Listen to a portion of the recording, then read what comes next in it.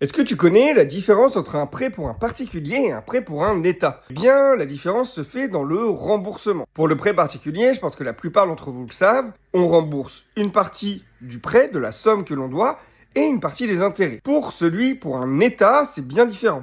On ne rembourse que les intérêts. C'est-à-dire, par exemple, j'ai emprunté 10 milliards. 10 milliards sur 10 ans. Je dois rembourser 1 million d'intérêts par mois. Parce que ouais, c'est des sommes colossales. Donc, 120 millions par an. Et je vais du coup, sur les 10 ans, devoir rembourser 1,2 milliard d'intérêts.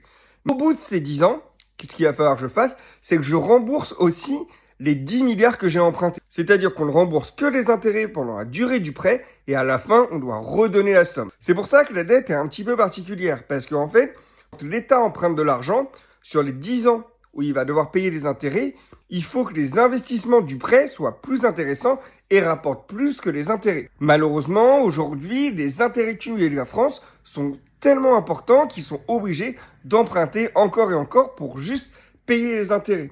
Ils ont alors beaucoup moins de capacité pour investir et essayer de compenser cette dette. C'est vraiment ça qui se passe en ce moment. On est à cheval entre comment investir pour essayer de rembourser les intérêts, mais encore plus que les intérêts pour qu'à la fin, on puisse rembourser la dette. Parce que actuellement, pour rembourser la dette, on est obligé de faire un nouveau prêt plus élevé, qui nous permet, par exemple, à la fin des 10 ans et des 10 milliards, j'emprunte 20 milliards. Sur les 20 milliards, 10 milliards, je rembourse le prêt d'avant.